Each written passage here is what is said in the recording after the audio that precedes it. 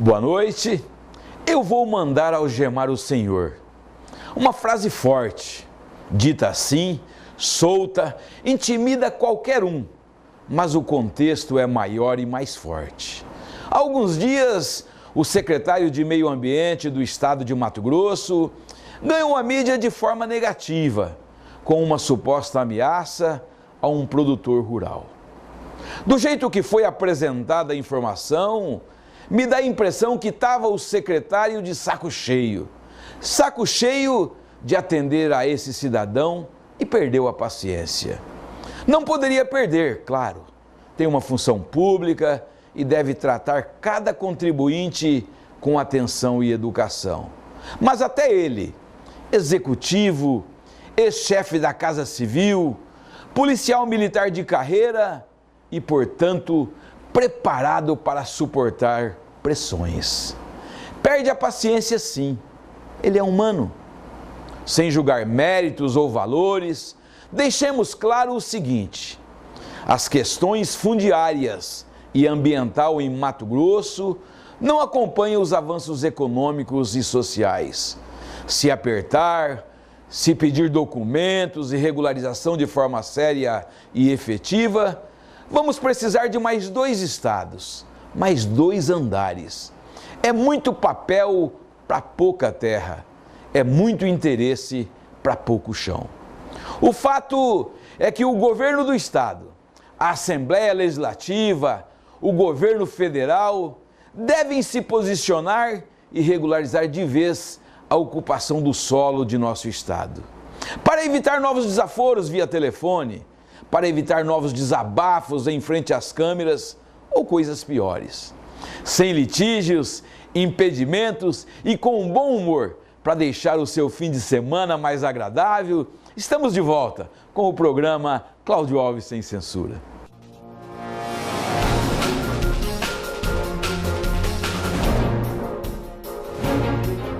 Eu quero convidar você para prestar atenção a 2 assuntos que parecem distantes, mas estão mais próximos da realidade do que você imagina.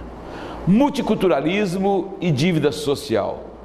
Quem compreende e tem conhecimento para abordar esses assuntos é o professor Aguinaldo Garrido. Além de mestre na área de educação, ele se ocupa de uma função executiva. É secretário de Educação de Nova Mutum, no Médio Norte do estado. Professor, uma boa noite. Seja bem-vindo ao programa Cláudio Alves Sem Censura, pelo Sistema Brasileiro de Televisão para todo o estado. Uma satisfação muito grande ter o senhor aqui como entrevistado nessa noite. A satisfação é toda minha. Eu quero cumprimentar a todos os telespectadores. É um tema que eu fui convidado, que ele é bastante pertinente. Nós estamos aí discutindo uma educação de qualidade social, nós estamos discutindo uma sociedade de justiça e paz. Eu acho que o tema ele é realmente muito relevante a todos nós, a sociedade brasileira. Professor, o senhor tem uma particularidade, começou a trabalhar aos 16 anos, como muitos brasileiros, mas me parece que o senhor sempre focado na área da educação.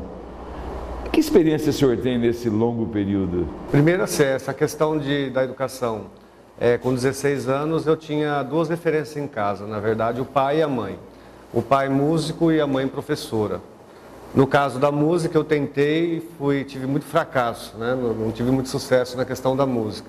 E a minha mãe, ela sempre dizia que a educação era promissora, ela enaltecia muito a educação, é uma professora aposentada, mora no município de Tangará da Serra, e nós acabamos, os 3 filhos dela acabaram norteando para a área da educação. Todos nós 3 fomos professores, e eu iniciei muito cedo, eu morava no município de Tangará, num distrito chamado Progresso, e ali tinha essa oportunidade de iniciar um trabalho na educação infantil, e naquele momento eu estava fazendo 2 cursos, agropecuária e magistério.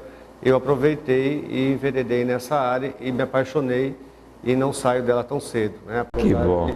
Já tem uma longa distância de 29 a 30 anos na profissão. Professor, eu queria falar sobre essa palavra que estranha até a pronúncia e que as pessoas têm uma curiosidade para saber. Multiculturalismo. O que vem a ser, professor? Multiculturalismo, nós temos várias correntes. Multiculturalismo, na verdade, ele nasce, né? Ele é oriundo dos Estados Unidos da América. em que as pessoas tinham uma preocupação muito grande com os imigrantes que chegavam àquela terra promissora. E então o surgimento do multiculturalismo ele data mais ou menos de 1800 e alguma coisa, com pensadores clássicos, que a preocupação naquele momento era que a hegemonia se estabelecesse naqueles estados. Principalmente aquilo que nós chamamos de cultura, que as pessoas que a questão indígena, a questão do negro, os outros imigrantes, as pessoas ali pudessem absorver aquela cultura norte-americana que nós chamamos de etnocentrismo.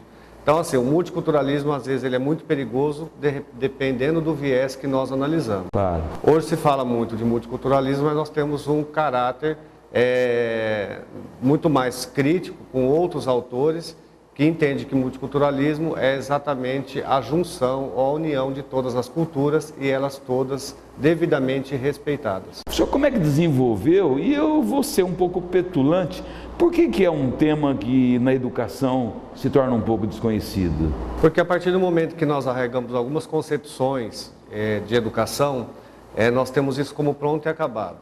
Na verdade, as universidades públicas, elas acabam fazendo esse movimento dialético que a ciência não está pronta e acabada. Mas no momento que nós temos uma sociedade que tem uma formação etnocêntrica, nós vamos reproduzindo isso de gerações e gerações. Quebrar esses grilhões aí que amarram e acabam aí disseminando informações equivocadas ou muitas vezes preconceituosas, estereotipadas, esse é um mal que nós estamos aí arrastando durante muitos séculos. Esse movimento está em atividade, professor? Está em atividade, nós estamos aí numa discussão muito forte, no mundo todo hoje discute essa questão da cultura. Nós não podemos negar que nós tivemos aí várias etnias dizimadas. Me parece que o senhor teve numa conferência nacional em Brasília em dezembro. Foi tratado sobre esse tema também, não? Sem dúvida nenhuma, o multiculturalismo ele está presente em todas as discussões da educação. Nós temos hoje uma vertente mais crítica, né, dessa situação. Nós discutimos, foi uma conferência muito importante, e eu quero dizer aos telespectadores que na história da educação do país, nós tivemos várias conferências nesse país. Conferência da criança, conferência do índio, conferência do negro, conferência da educação infantil, conferência do ensino superior, escolas técnicas. E nós nunca tínhamos realizado uma conferência em que agregasse todas as posições dentro de um mesmo espaço, um mesmo local. O ministro Haddad, em 2008, convoca a sociedade brasileira, elabora uma comissão nacional de educação e nós tivemos também representantes do parlamento, um deles foi o nosso ex-deputado Carlos Augusto Bicalil, de Mato Grosso, e o Paulo, que nós chamamos Paulo da UNC. Mato Grosso tinha 3 representações. Mas o mais importante é que nós levamos lá, o ministro da Educação conseguiu levar todos os segmentos, as representações estudantis, foi inédita a representação na elaboração da conferência. E essa conferência, que fruto que o senhor vê que dá para se colher a um curto prazo? A curto prazo nós estamos aí numa grande expectativa, porque após a comissão conseguir realizar a conferência, que foi em dezembro de 2010 em Brasília, onde todos nós estávamos lá, mais de 5.000 pessoas participando e representando suas instituições, seus segmentos, e aí, historicamente, o negro lá presente, o índio presente, os estudantes presentes, a academia muito presente em toda a discussão, foi elaborado a proposta do Plano Nacional de Educação, que ele vem articulando também e construindo o regime de colaboração dos 3 entes federados na educação. Porque nós sempre falamos que a educação ainda está muito municipalista, né? Tudo acontece com o prefeito. É verdade. Então, é pela primeira vez que nós discutimos lá a responsabilização dos 3 entes federados nessa qualidade da educação que nós queremos. Professor, Mato Grosso é multicultural? Mato Grosso é multicultural como qualquer outro estado, com toda certeza. O que nós temos que compreender, às vezes nós nos equivocamos com algumas questões. A exemplo disso, esses dias eu estava ouvindo o rádio, na FM, vindo até Cuiabá, eu escutando uma professora dizendo que todos aqui têm que fazer o inglês básico. Significa que quando você fala do estado multicultural, nós estamos falando focado muito na Copa. O Mato Grosso é multicultural, a Copa está chegando aí, mas estão nos obrigando a falar o inglês básico. As pessoas não estão sendo obrigadas a chegar falando a nossa língua básica. Então nós fazemos uma inversão de valores tão grande e aí nós vamos hierarquizando qual que é a língua mais importante. A língua mais importante na AGECOPA é a cuiabana. Essa seria a que teria que ter a maior prioridade aos olhos do mundo. Então, assim, é multicultural porque nós temos aí os ribeirinhos, nós temos comunidades quilombolas que são observadas por todo lugar do planeta, que se mantêm aí com muita dificuldade para manter as suas tradições culturais, até porque as outras tradições elas são muito fortes. Nós temos um movimento mato-grossense muito forte aqui.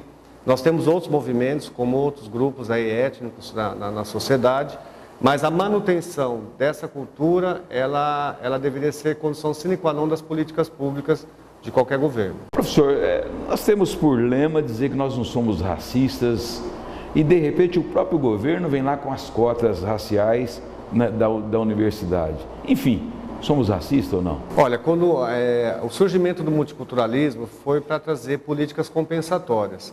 Aos imigrantes que chegavam aos Estados Unidos, eles tinham que fazer a língua materna.